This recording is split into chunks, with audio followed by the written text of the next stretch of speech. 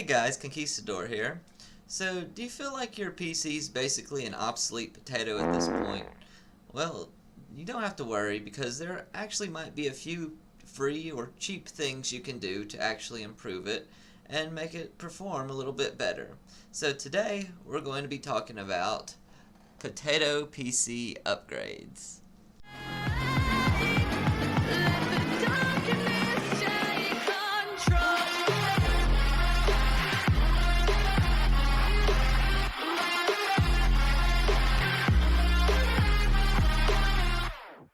Alright guys, so I'm going to go ahead and share with you just things anybody can do to improve their system performance. Say if you just got a pre-built system, or maybe you have an older laptop or desktop, and there's ways you can just improve it overall. And now these are with a Windows operating system. So if you're using Mac or Linux, then it might not apply. Everything I show you might not apply to your particular system.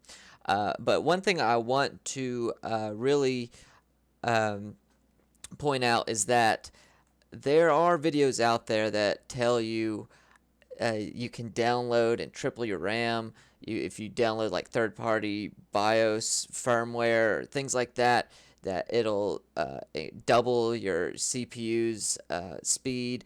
Things like that are making outrageous claims, and all you have to do is change a few settings. It's a trap! If you don't understand those types of things, some of those videos actually are malicious in nature, and you can quite literally damage your hardware and actually brick your system to where it's completely useless, and you'll have to actually replace the motherboard, the power supply. Who knows what kind of damage you can do. So with those types of videos, I always want to say that, you know, what I'm about to show you are simple things. They will improve your quality of life, but in no way are they going to make it a high-end gaming system or a high-end video editing system. That's just something you're going to have to save up for and eventually do upgrades on your own, slowly buy better hardware and build up your system, or buy a higher-end computer or pre-build, or build your own. So that's just something I wanted to point out ahead of time, is that those videos making those crazy claims where you can instantly make your computer a high-end system if you just download or alter a few things. No, that is not true. If it sounds too good to be true, it is. So I just wanted to point that out. But with that, let's go ahead and get started. I'm going to show you all the free stuff that you can do, that anybody can do right now to improve their system, as long as you're using a Windows operating system.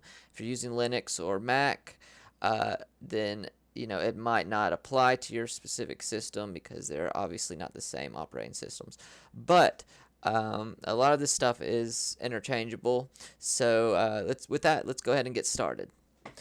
Alright guys, so one of the first things you need to do, if you've had your computer, your desktop or laptop for a long period of time, and you've noticed that it's slowed down from when you first got it, feels like it's starting up a lot slower, and it feels like it's just running slower in general, even after startup, or even brand new pre-builts that run Windows. Windows is notorious for bloatware and collecting it over time. So one thing you really need to get familiar with, and this is something everybody can do, is Task Manager. Now, maybe you've used it a few times before to just close out apps or programs that stopped running because they're having a runtime error or whatever. But Task Manager is something very important, and I'll show you why right now. Now, to get to Task Manager, there's a few different ways you can get to it. I'll show you two quick ways. Is first, if you have Windows 10, you can go down here, and you have this little search bar. Just click there and type in Task Manager, and it'll show you your best match, Task Manager. And just click on it, and it'll bring up your Task Manager. Now, the tab you're going to want to go over to is Startup. Now, my Startup tab may look a lot different from your Startup tab.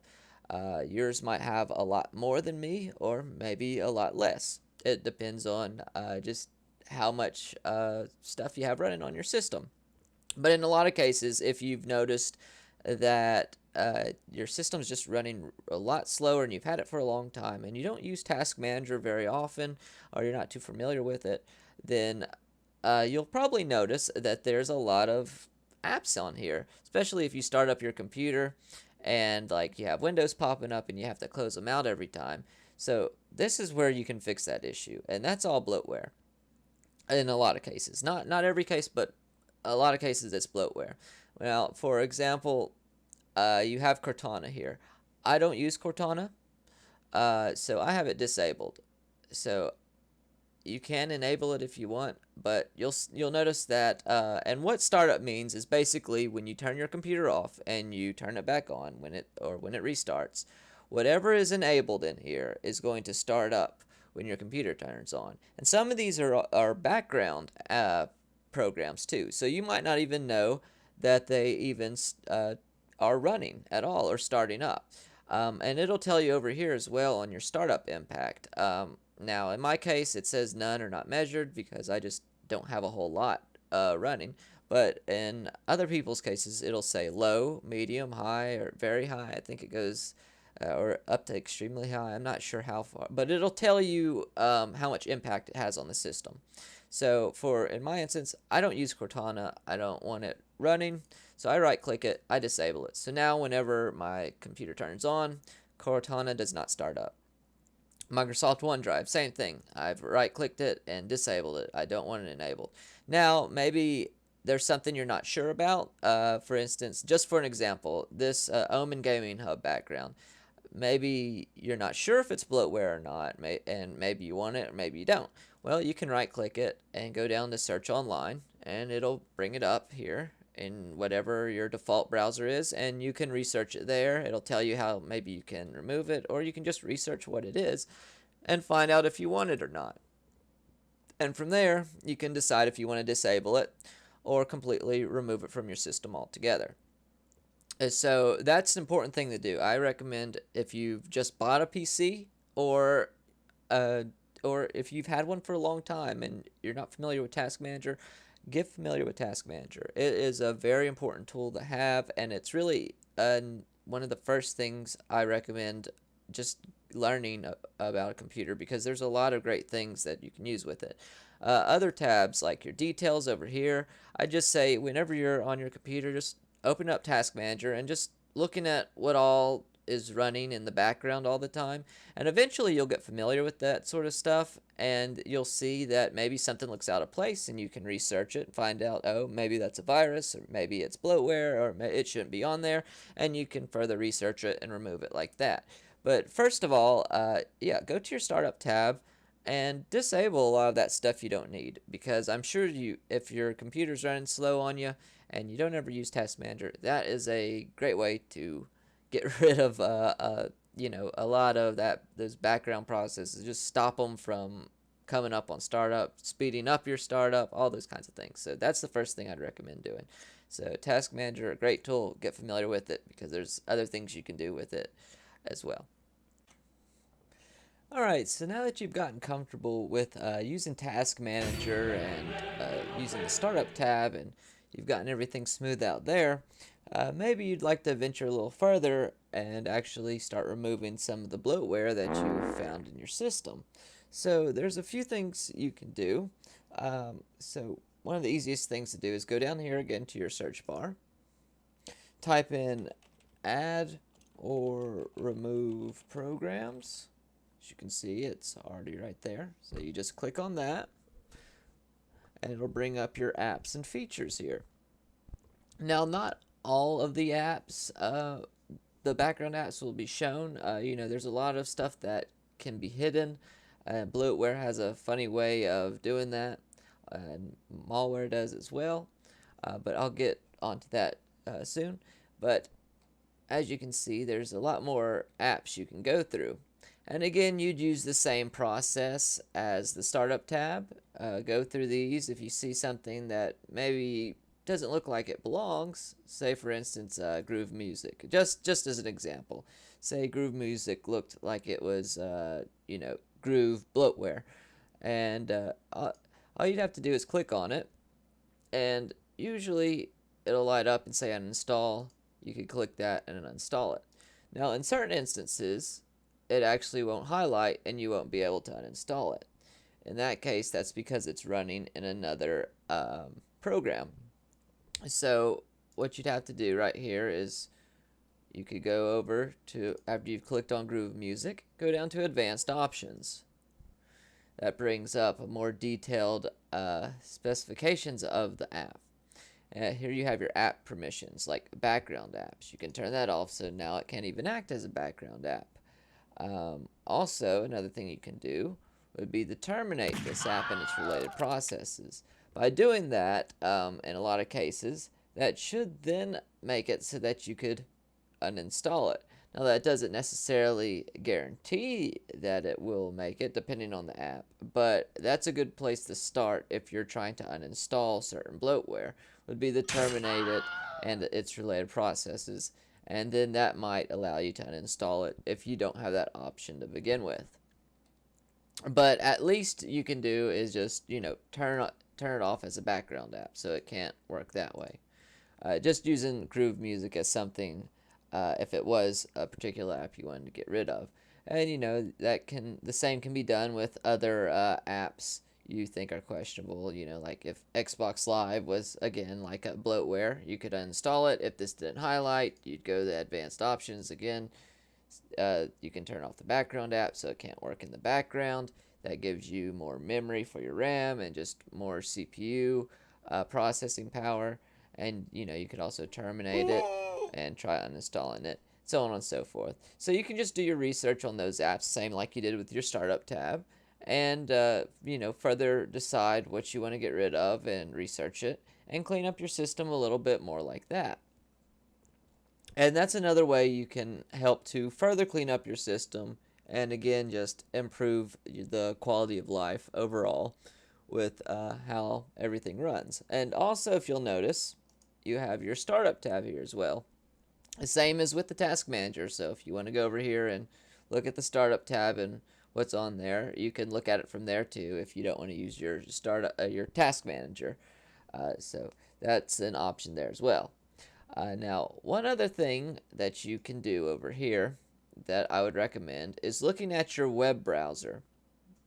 Now, with older systems or computers that just have lower RAM, now you can determine that by looking at your task manager, for instance, how much RAM you have. As you can see, if it said you only had 4 gigabytes of RAM or even 8 gigabytes, that's pretty low for modern day standards, especially if you're running Windows 10. So on top of that, if your particular web browser, you're using Google Chrome, that requires a lot of memory. Now, Brave, my default web browser, is actually another type of Chrome. It's another version of Chrome. So just to show you the processes, Brave, you could consider that basically being the same as Chrome. If you look at the memory, it uses 1,500 megabytes. Now, that's 1.5 gigs of memory there. So if you look at the performance, if you only have 4 gigabytes of memory, your Windows is already using over 3, almost 4. And on top of that, if you decide to use Chrome as your browser, you're going to have some runtime errors because Google Chrome uses over a gig of memory there. So then you're getting in the territories where you can speed up your web browsing by, if your default browser is Google Chrome, my advice would be to change it to something like Firefox, Opera. Those only use, I think, around 100 or 200 megabytes of memory. You don't have to necessarily use those. You can also use Internet Explorer or Microsoft Edge. Those are some other options as well, but I'd recommend using Firefox or Opera instead of Chrome if you're having some slow web browsing issues as well. So that's another thing you can do. So now that we've covered the task manager, the startup tabs, removing some of the bloatware in the add and remove program settings, and also changing your default browser to something that's not so demanding like Firefox or Opera. Again, you can research that a little bit further and no longer using Chrome, you'll find that your computer's probably starting to move a little bit snappier and is probably starting to work a little bit better. And that is the goal. Now, there are a few other things we can do as well, so let's move on to what we can do next. Okay, so the next thing we're going to want to do, and this applies in particular to laptops, although it does affect desktops as well, but you'll notice it definitely will help with laptops, is what you're going to want to do is go down here, go into your settings, type that in, go to the settings app, and make sure you get familiar with this because there's a lot of great stuff on your settings here that will allow you to just personalize and customize your computer and just make it more tailored for your own personal experiences. So I recommend getting familiar with this if you aren't already. Now, this applies to both desktops and laptops, but this particular improvement will affect laptops overall more. And if you're using a slower laptop, then I definitely suggest applying this little bit of a upgrade. Do it. So what you're going to want to do is in settings, click system, but you're really wanting to get to power settings. So system, go over here to power and sleep, and not all it doesn't all look the same, but in some systems you'll have this little bar right here.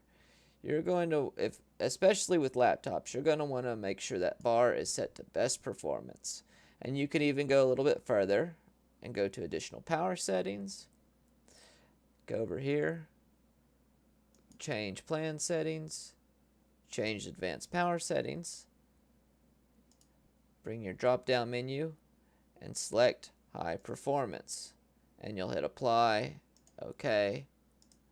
And now this applies more towards a laptop than a desktop because a desktop's probably already getting it max settings already, but if you want to save energy, you can always bring it down.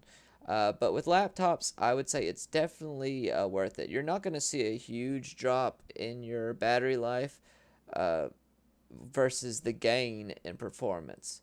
So if you want to get a little bit better performance out of your laptop, you need to make sure that your energy, when you go down to your settings, system, power and sleep, make sure that you have your power settings set the best performance. If you don't have that particular bar, go to additional power settings, change those plan settings, advanced power settings, go over here and set it on high performance.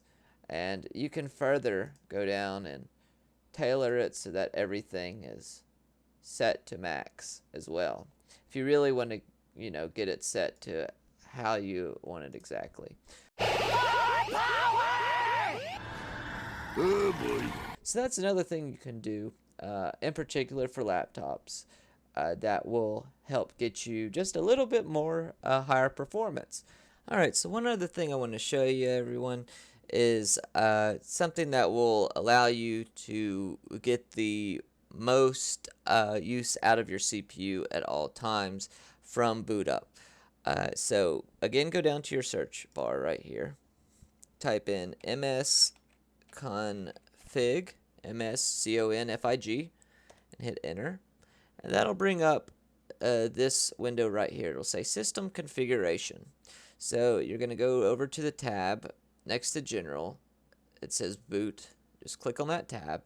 It'll bring up this window and these options. Go right here to advanced options right there. Click on advanced options and it'll bring up this window right here. It'll say boot advanced options. Now, if you just bought your PC or you haven't messed with these options before, in most cases this little box won't be checked and the number will say 1. Now that does not mean that your computer is only using one processor. So what it means is that it's set to automatic, so that Windows, for instance, say you're using a 6-core 12-thread processor like my CPU. So it's set to 1. So automatically, Windows determines when it will use 2 cores or when it will use 4 cores. Windows will determine how many cores it wants to use at a time.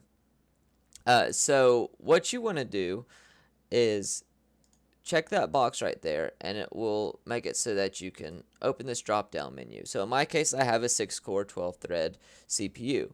I'm going to go down to the max number, whichever the max number is for your system. Just click that, and you're just going to hit OK. Then just hit apply and hit OK. So this next box will pop up. It'll say system configuration. You may need to restart your computer to apply these changes before restarting. Save any open files and close all programs. So I'm going to click exit without restart just because I'm recording. I don't want to restart my system. But in your case, if you don't have anything else open, just go ahead and click restart. And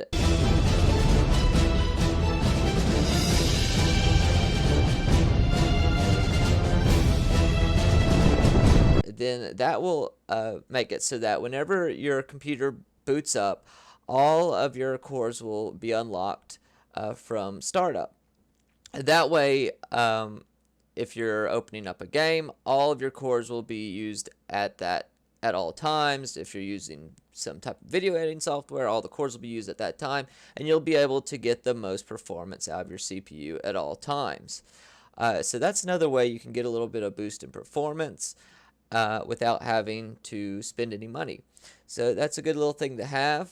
Now, if you don't want to mess with it and leave it on auto, that's perfectly fine too. But that's another thing you can do just to unlock all of your CPU cores so that you're getting the most usage out of your CPU without overclocking anything.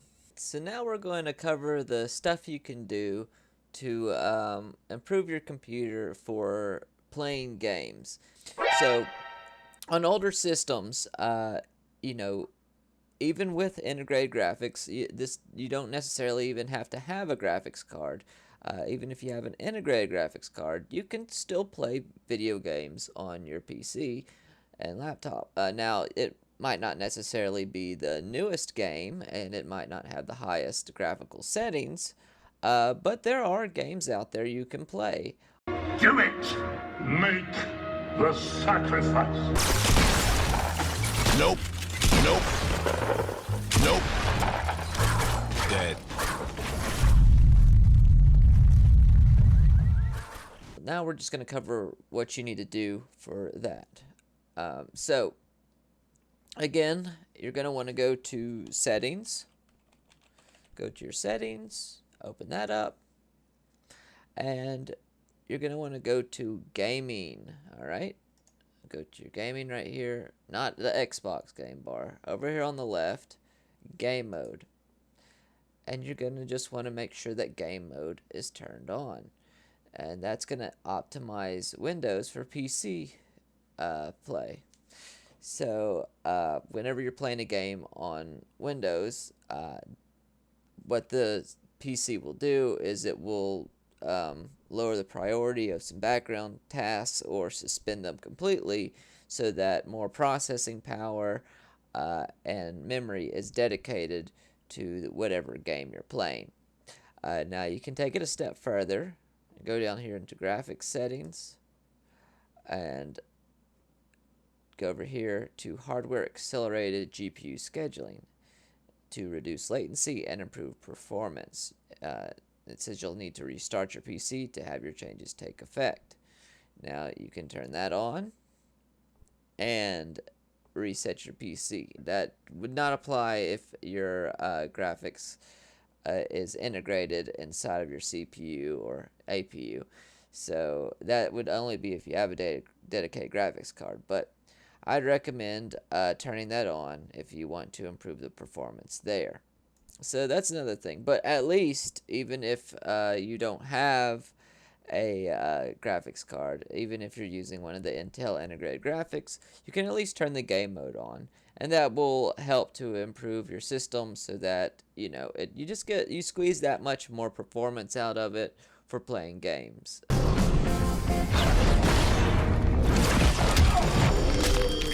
I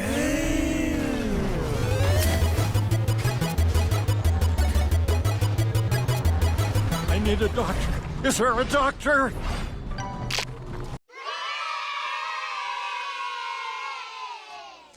Alright, so another thing you can do, now this is specific towards gaming, but it could also be used for high demanding programs. Maybe you're doing some video editing on an older system as well, and so it could apply to that as well, or some other demanding program. So one thing I learned when using an older laptop, well, I'll just use this as an example. Say, I'm just going to use this for an example. We'll pretend that Solitaire is one of the Batman games, okay? We'll just say that, right? Your system meets the requirements, but your Batman game's lagging a little bit, right? So we're going to open up Task Manager. And if you look, you'll see you have your Microsoft Solitaire. We'll pretend it's Batman that you're trying to play on your integrated graphics card or on your older GPU, right? We're going to right click that, or well, it doesn't come up there. In this particular instance, we'll have to do a little drop down menu here. We'll right click that, and right here where it says go to details. And see, that's another tab right over here, details. What that does is just automatically takes us to that specific detail. I actually wanted to find Solitaire. So there it is right there. So it would be in the details right there. So let's pretend that that was the Batman game you're trying to play. So I found that when trying to play some games on my older laptop, this would help them run a little bit better, even with game mode on. If you right click it in the details, go down to your priority, you'll see that a lot of these games are set to normal. You can go to priority, set priority, and change it to high.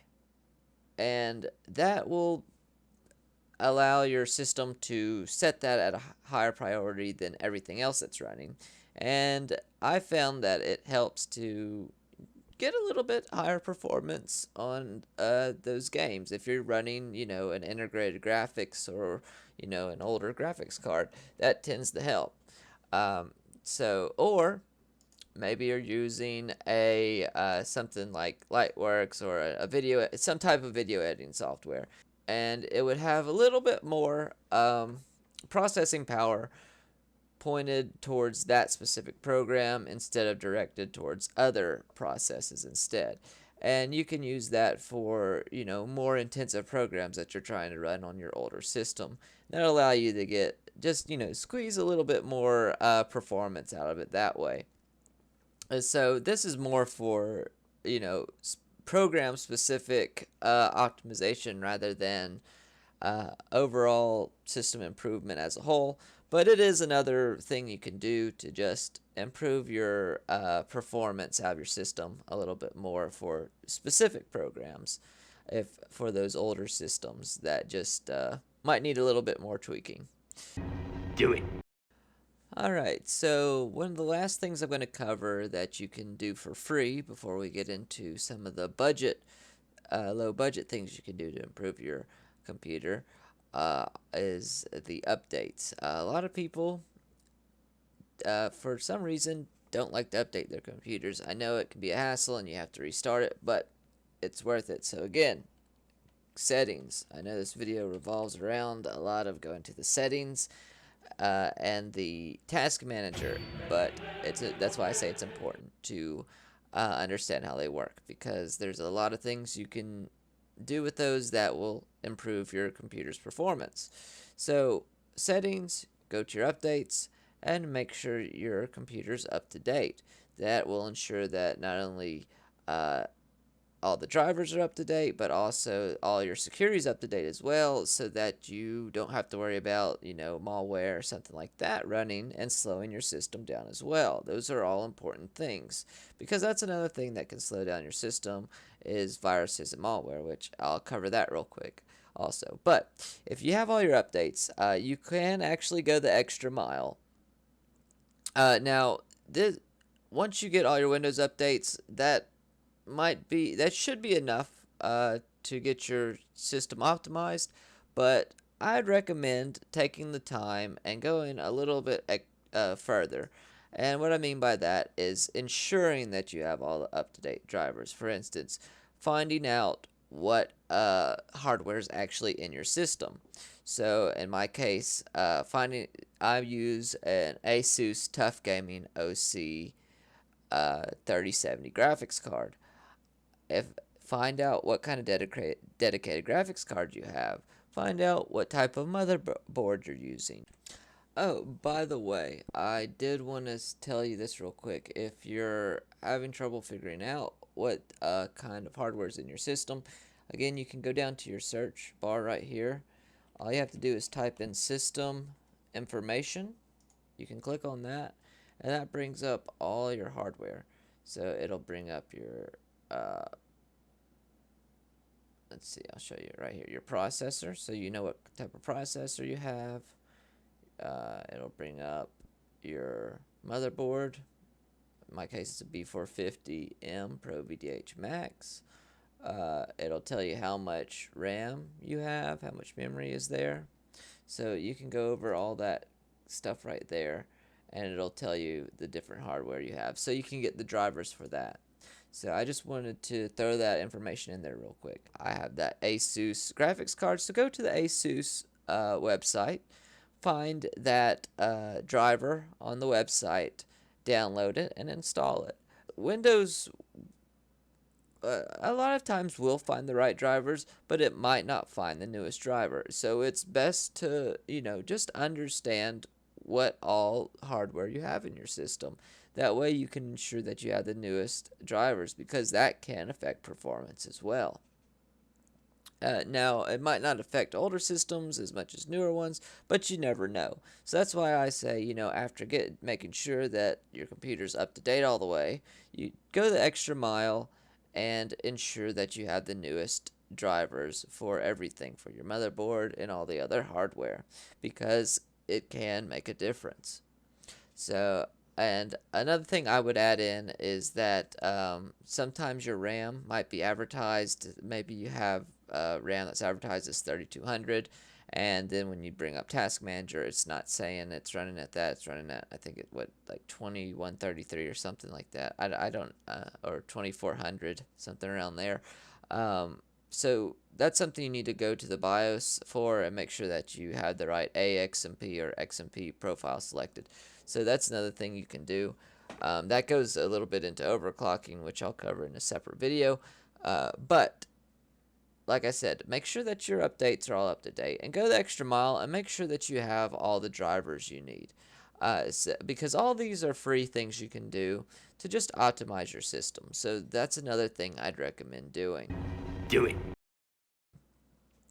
So with all that covered, the last thing I want to make sure of is the actual security of the system.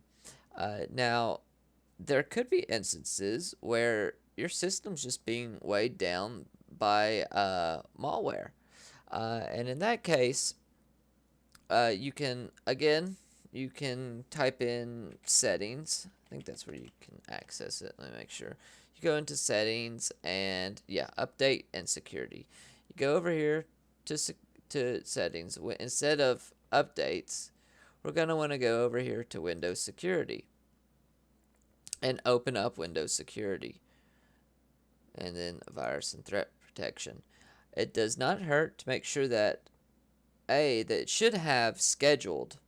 So make sure that your virus and threat protection updates, make sure that they're all up to date. It'll tell you right there. And another thing is to make sure that you have regular scans scheduled. So make sure you're scanning your system regularly, because that is, that can definitely weigh down on your system's performance.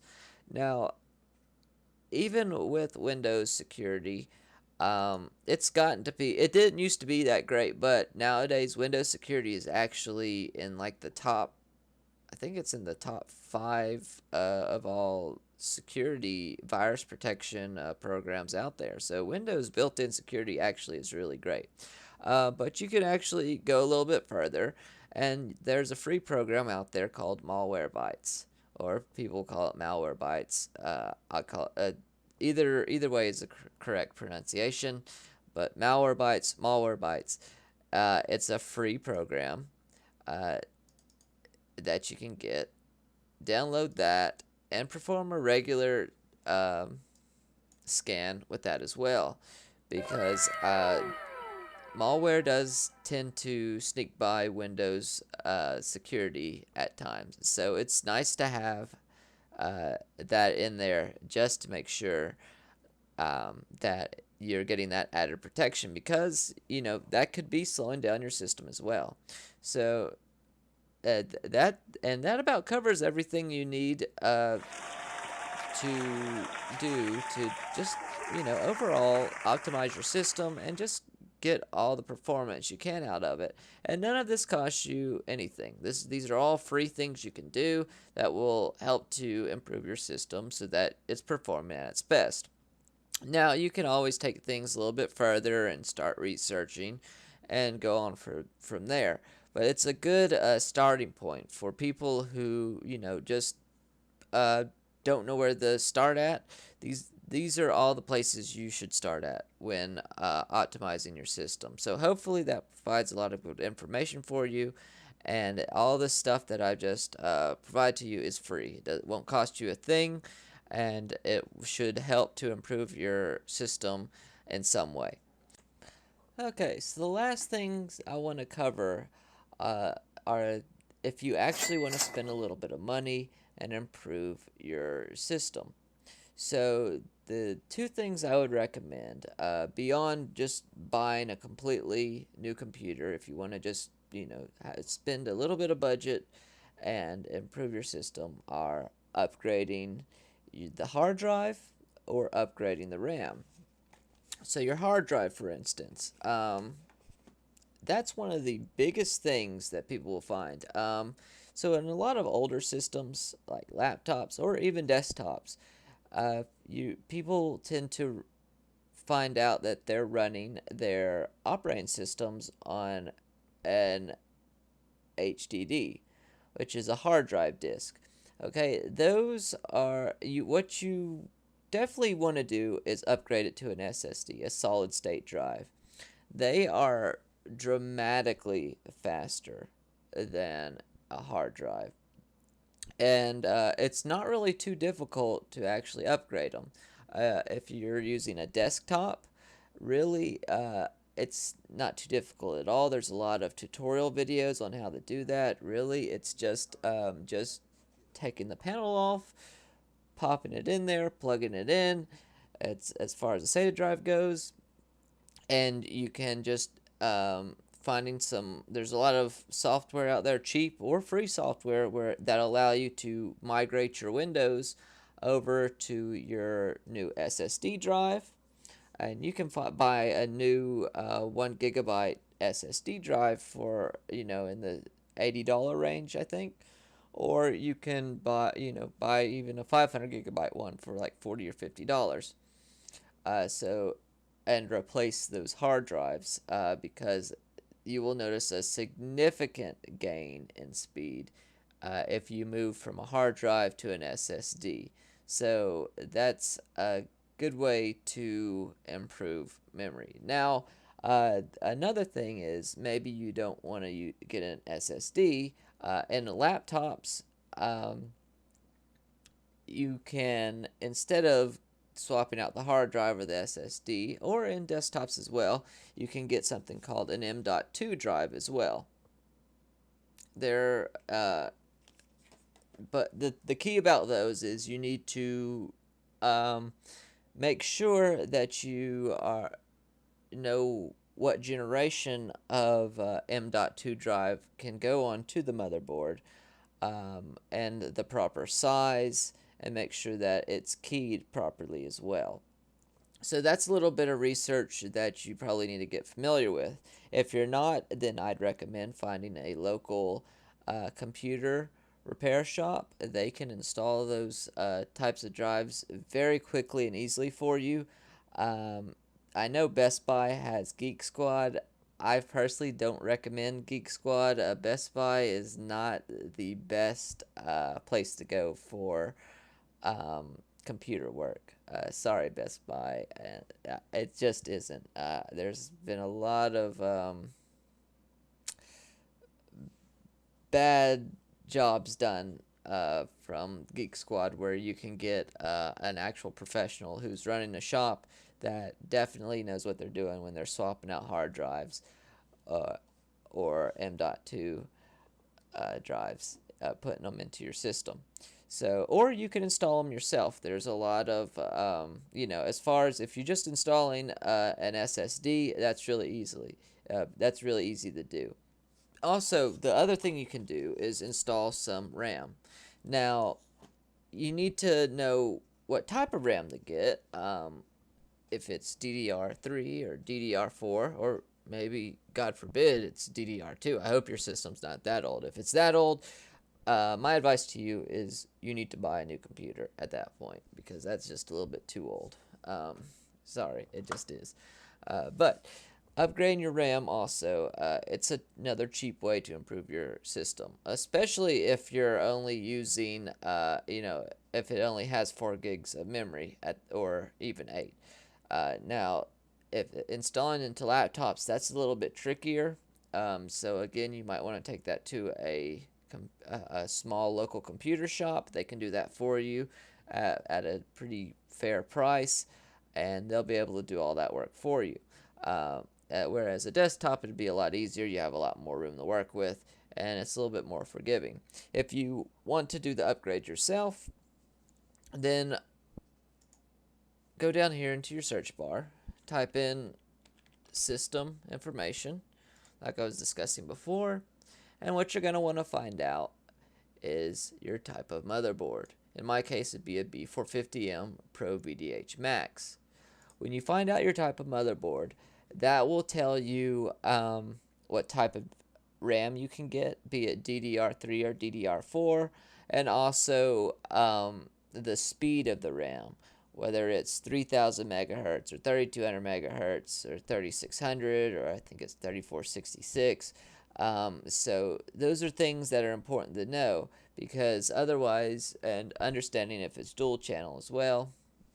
And that goes the same with the M.2. If you're planning on installing an NVMe drive onto the motherboard, then you could end up buying an M.2 drive that doesn't support NVMe drives, or maybe you buy a Gen 4 NVMe drive and your motherboard only supports a Gen 3. So if you're planning on upgrading yourself, then that's a little bit more research you need to go into. But upgrading the RAM or upgrading from a hard drive to an SSD, those are two very cheap ways. RAM, you can get 2 8 gig sticks of RAM and put in your system for around 70 or 80 bucks, maybe even cheaper than that. And then, or an SSD, an M.2 or an SSD, again, you can find 500 gigabytes for around $50 or $60. So, and you'll see those are 2 easy upgrades you can do yourself, or you can go to a local computer shop to do. So, and that's how you would do it. Now, there are videos showing you how to install it from there, but I would recommend looking up, finding what type of motherboard you have, and then looking up the motherboard's manual. That way you can find out all the information you need to go from there. That way you make the right purchase so you can install the proper RAM or hard drive and that you need to use in the system.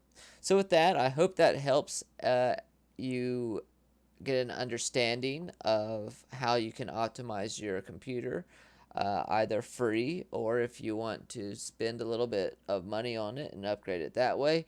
Those are some good starting points. Upgrading your hard drive. If you don't have an SSD, upgrade to an SSD.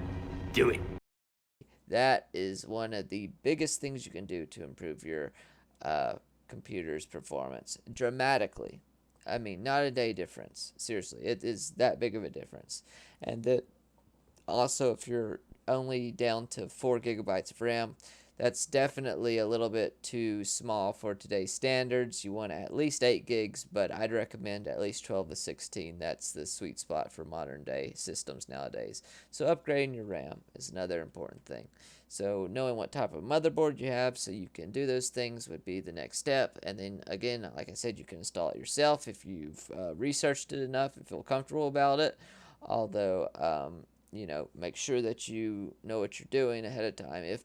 If you don't, then again, go to a computer repair shop. There's a lot of knowledgeable people there. I don't recommend Best Buy's Geek Squad. There's been a lot of horror stories I heard from there. Let's just say their quality control isn't up to spec in some instances. But anyways, I hope that helps you with everything, and I hope that helps you get your computer running a little bit better. The next thing that you can do to get more performance out of your computer is actually overclocking and getting some more free performance. Now that would require a dedicated graphics card and some other things, but I'll cover that in that video. But I hope I helped you. Thanks for watching, and don't forget to like and subscribe. So with that, everybody, stay safe and stay healthy. Thanks for watching.